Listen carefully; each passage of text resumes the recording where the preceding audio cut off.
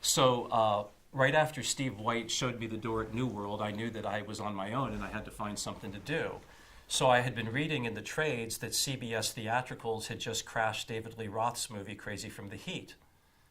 So I took it upon myself to call up Pete, I forget his last name, who ran David Lee Roth's company, and I said, I'm Donald Borchers. I've just made 5 movies for New World. I've read that CBS Theatrical is crashing Crazy from the Heat over budget issues.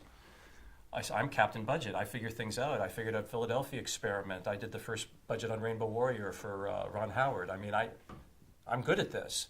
Let me take a shot at your script and let me take a shot at the budget and let me see if I can't find the number that makes the CBS Theatrical want to come back in. He said, no, we're suing CBS Theatrical. It's a breach of contract. They owe us a lot of money. I said, don't you want your movie made? He goes, well, yeah, I'd love to have the movie made. I said, tell me exactly what you want. He says, well, you're going to have to meet David Roth. And so what you're going to have to do is fly out to Three Rivers Stadium. We're having a concert this weekend and meet him backstage before the concert. And I'm thinking, I get to go to Three Rivers Stadium and hang out with David Lee Roth backstage in '86? Count me in. I'm there.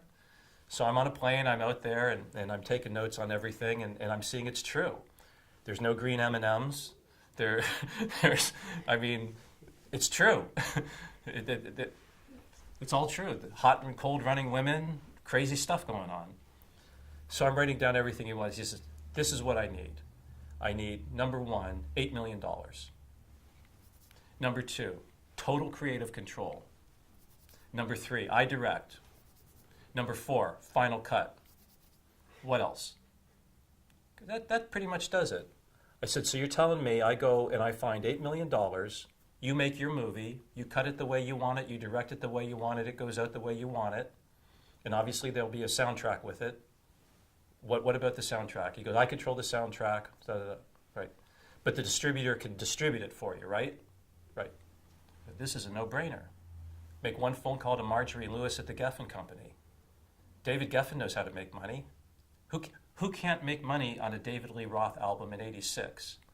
So my pitch to David Geffen through Marjorie Lewis is, so let's just assume the film's a piece of shit. Doesn't the soundtrack money pay for 5 or 10 music videos that cost $1 million or $2 million a pop for major rock stars and do nothing to raise revenue? They just promote your product because you give them to MTV for free?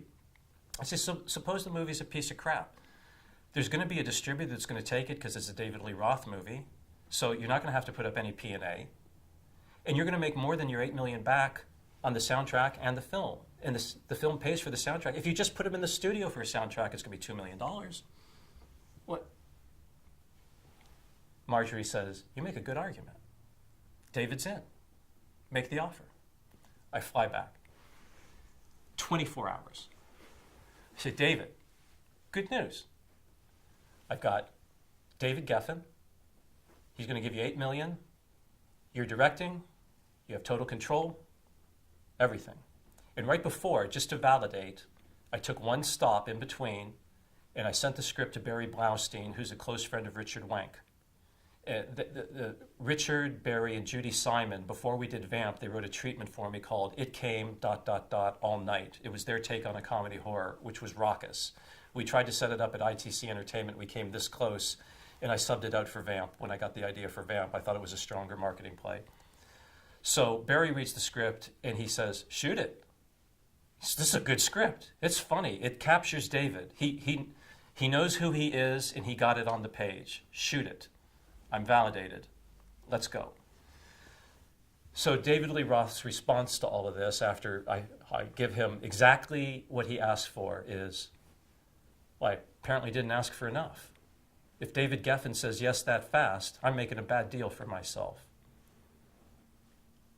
And that's when I went back to my mode of, life's too short.